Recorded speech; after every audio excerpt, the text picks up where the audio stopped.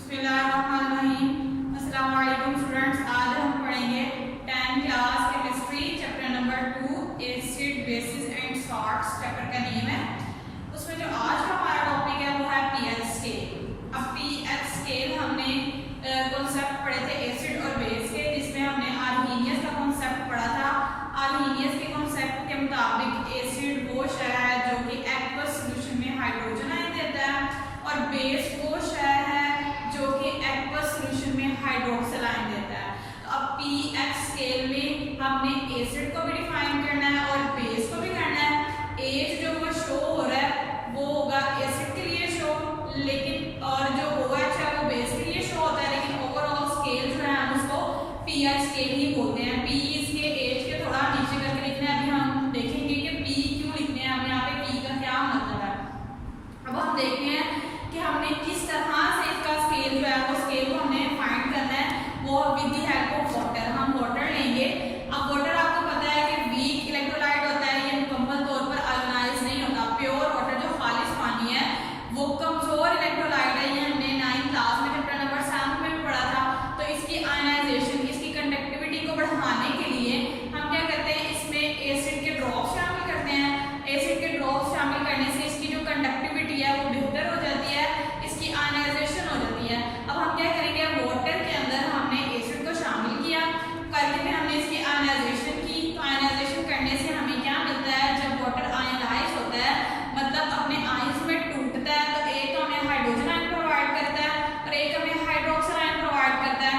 अब देखिए हमने क्यों वाटर की हेल्प ली है, क्योंकि वाटर जब आयनाइज होगा तो वो H भी प्रोड्यूस करेगा और OH भी प्रोड्यूस करेगा। H शो करता है एसिड को आर्हीनियस के मुताबिक और OH शो करता है बेस को आर्हीनियस के मुताबिक।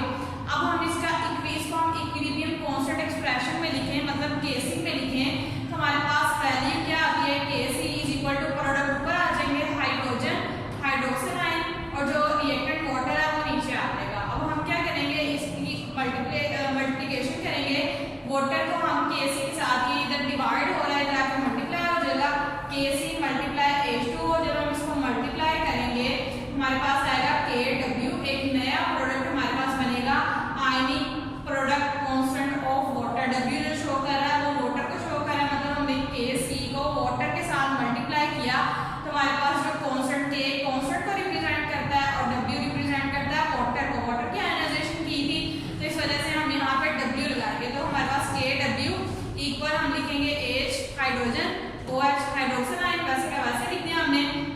अब हम ये जो रिएक्शन करवा रहे हैं इसके लिए टेम्परेचर है रूम टेम्परेचर। रूम टेम्परेचर जो होता है वो 25 डिग्री सेल्सियस का होता है। अगर हम नॉर्मल रूम टेम्परेचर की बात करें तो हमारे पास वो टेम्परेचर जो होता है रूम टेम्परेचर जो कहलाता है वो 25 डिग्री सेल्सियस कहलाता है। अब जब हमने इसकी कंसंट्रेशन को ऐड किया इसके अंदर, तो हमारे इनको मल्टीप्लिकेशन करने के बाद हमारे पास जो KW की वैल्यू आई वो हमारे पास है 1.0 मल्टीप्लाई 10⁻⁻14। ये कैलकुलेटेड वैल्यू है। ये हमारे पास इन दोनों को मल्टीप्लाई करने से ये वैल्यू आती है। अब इस वैल्यू का क्या मतलब है, अभी जो हमारे पास -14 वैल्यू आई है, इसका मतलब है कि 14 मॉलिक्यूल्स में से सिर्फ एक मॉलिक्यूल वाटर का आयनाइज हुआ। देखिए ये वैल्यू क्या है, 1.0 मल्टीप्लाई 10⁻⁻14। एक तो ये वैल्यू 1 है और फिर -14 में है, तो माइनस में जितनी वैल्यू बड़ी होती है उतनी ही छोटी होती है। बहुत स्मॉल वैल्यू है, मतलब जो हमने वाटर को आयनाइज किया था उसके 14 मॉलिक्यूल में से सिर्फ एक मॉलिक्यूल जो है वो आयनाइज हुआ है। मतलब हम कह सकते हैं कि हाइड्रोजन आयन की जितनी कंसंट्रेशन है उतनी ही हाइड्रोक्सिल आयन की कंसंट्रेशन है। हम दोनों को इक्वल कर सकते हैं, मतलब जो इसकी वैल्यू है वही इसकी वैल्यू है। हम इन दोनों को एक दूसरे के जगह पे लगा सकते हैं। जैसे हमने यहाँ पे H पॉजिटिव और OH नेगेटिव, हाइड्रोजन और हाइड्रोक्सिल की जगह अब हम यहाँ पे करेंगे, हमने हाइड्रोजन H पॉजिटिव लगाया और OH की जगह पे हमने क्या लगा दिया, H लगा दिया। क्यों लगा दिया, क्योंकि दोनों की कंसंट्रेशन सेम थी, दोनों की वैल्यू सेम थी, तो हम दोनों को एक दूसरे की जगह इस्तेमाल कर सकते हैं। यहाँ पे भी हमने H पॉजिटिव और OH की जगह भी हमने H लगाया, तो हमारे पास वैल्यू जो थी वो हमने पुट की 1.0 मल्टीप्लाई 10⁻⁻14 हमारे पास वैल्यू। इन दोनों को हम स्क्वायर बना लेंगे। जब हमने स्क्वायर बना दिया तो हमारे पास वैल्यू हम लगा देंगे 1.0 मल्टीप्लाई 10⁻⁻14। इस स्क्वायर को खत्म करने के लिए हम क्या करेंगे, अंडर रूट लेंगे, taking under root on both sides. जब हमने अंडर रूट लिया तो ये स्क्वायर जो है वो अंडर रूट के साथ कैंसिल होकर एज पॉजिटिव आ जाएगा। और जब हम इस वैल्यू का अंडर रूट लेंगे तो हमारे पास वैल्यू आएगी 1.0 मल्टीप्लाई 10⁻⁻7 14 का आ जाएगा -7। ये हमारे पास अंडर रूट के बाद वैल्यू आ गई। अब हमारे पास ये जो वैल्यू आई है ये माइनस में आई है, तो हम इस माइनस को ख़त्म करने के लिए क्या करते हैं, हम माइनस का लॉग लेते हैं। अब ये जो शुरू में p था, मैंने आपको कहा था कि p की बात हम करेंगे, यहाँ पे हम p क्यों लगाते हैं, इस p का मतलब होता है नेगेटिव लोगार्थम। अब नेगेटिव साइन लोगार्थम मतलब लॉग। हम हाइड्रोजन का क्या करेंगे, माइनस का लॉग लेंगे। क्यों लेंगे, इस नेगेटिव के साइन को ख़त्म करने के लिए हमने यहाँ पे माइनस लॉग लेना है। और ये जो माइनस लॉग है इसको p से हम रिप्रेजेंट करते हैं कि ये p हम क्यों लगाते हैं, क्योंकि हमने हाइड्रोजन का क्या किया था, माइनस लॉग लिया था। अब यहाँ पे माइनस लॉग हाइड्रोजन पॉजिटिव। अब हम हाइड्रोजन की वैल्यू लगा देंगे, हमारे पास वैल्यू थी 1.0 मल्टीप्लाई 10⁻⁻7 माइनस इसका लॉग लेके वैल्यू लगाएंगे तो हमारे पास आंसर आ जाएगा 7। मतलब एसिड की जो pH आई है वो हमारे पास आई है 7। इसी तरह जो हाइड्रोक्सिल है उसकी भी हम वैल्यू लगाएंगे, POH = -log OH। अब यहाँ पे पहले हमने H लगाया था, अब यहाँ पे OH करेंगे। अब इसकी वैल्यू हम पुट कर देंगे OH की, जो हमारे पास ये वैल्यू आएगी H की, वही वाली वैल्यू OH की भी होगी, क्योंकि हमने कहा कि H = OH, दोनों की कंसंट्रेशन सेम होती है। अब इसकी वैल्यू 1.0 मल्टीप्लाई 10⁻⁻7 माइनस का लॉग ले लेंगे तो हमारे पास इसकी भी वैल्यू आएगी 7। मतलब हमारे पास अब pH में स्केल में दो स्केल थे, एक तो pH और एक POH। यहाँ पे जब हमने वाटर को आयनाइज किया था तो हमारे पास एक हाइड्रोजन आयन आया था और एक हाइड्रोक्सिल आयन आया था। pH की जो हमने वैल्यू फाइंड की थी वो भी 7 आई, और pH की हमने वैल्यू फाइंड किया वो भी 7 आई। तो हमारे पास स्केल बन जाता है 14 का स्केल। अब हम स्केल में देखते हैं कि कितना जो है वो एसिडिक स्केल बनता है और कितना बेसिक स्केल बनता है। अब ये जो हमारा स्केल बना है ये 14 का स्केल है, 1 से लेके 14 तक। अब 7 पे जो हर चीज़ होती है हमारे पास न्यूट्रल होती है, मतलब इसके ऊपर किसी भी एसिडिक या बेसिक नहीं होती। तो ये हमारे पास जो चीज़ है वो न्यूट्रल होती है, जैसे कि वाटर है, वाटर 7, अगर उसकी वाटर की जो pH होती है वो 7 होती है, मतलब वो न्यूट्रल होता है। अगर कोई भी चीज़ है उसकी जो pH हम फाइंड करें तो हमारे पास pH आए 1 से लेके 6 तक तो ये एसिडिक कंडीशन होती है, 8 से लेके 14 तक आ जाए तो ये बेसिक होती है। अब हमने देखना है कि कहाँ पे ज़्यादा एसिडिक होती है और कहाँ पे कम एसिडिक होती है। जो 6 pH, अगर किसी भी सोल्यूशन की pH 6 आई है तो वो बहुत कम एसिडिक होता है। अगर किसी की pH 2 आ गई है सोल्यूशन की तो वो बहुत ज़्यादा एसिडिक होता है। मतलब अगर हम 6 से 1 की तरफ चलते जाएँ तो एसिडिटी जो है वो बढ़ती जाती है। 1 वाला सबसे ज़्यादा एसिडिक, 2 वाला उससे कम, 3rd वाला फिर थोड़ा कम, 4 वाला कम, 5 वाला कम और 6 वाला बहुत कम एसिडिक होता है। और अगर यहाँ से हम बात करें 8 से, तो 8 वाला जो जिसकी pH होगी 8 वो बहुत कम बेसिक होगा, 9 वाला ज़्यादा होगा, 10 वाला 9 वाले से ज़्यादा, 11 वाला 10 वाले से ज़्यादा, 12 वाला उससे ज़्यादा, 13 वाला उससे ज़्यादा, 14 वाला सबसे ज़्यादा बेसिक होता है।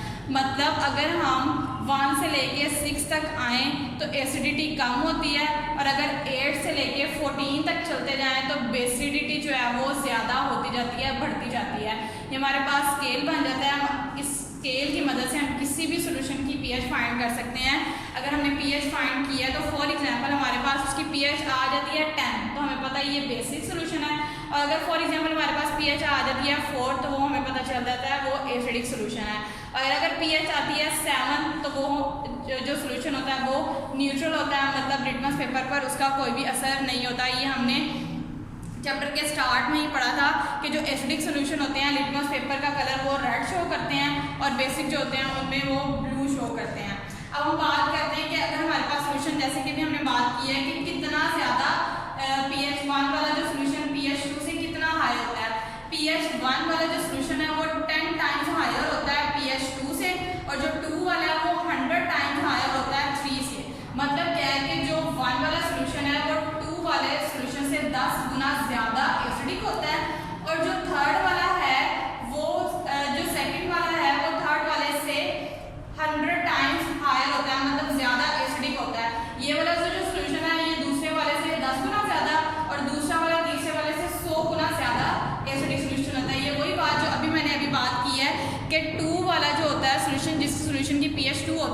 बहुत ज़्यादा एसिडिक होता है, थर्ड वाले पे कम होती जाती है, फिर 4 वाले पे कम, 5 वाले कम, इस तरह जो 1 से लेके 6 तक जो एसिडिटी है वो कम होती जाती है। और 1 pH वाला सोल्यूशन जो है वो 2 pH वाले सोल्यूशन से 10 गुना ज़्यादा एसिडिक होता है, और जो 2 pH वाला सोल्यूशन है वो 3 वाले सोल्यूशन से 100 टाइम्स 100 गुना ज़्यादा एसिडिक होता है। इसी तरह आगे चलते जाते हैं तो हमारे पास जो एसिडिटी है वो कम होती जाती है, और यहाँ से 8 से लेके 14 तक जो एसिडिटी है वो बढ़ती चली जाती है।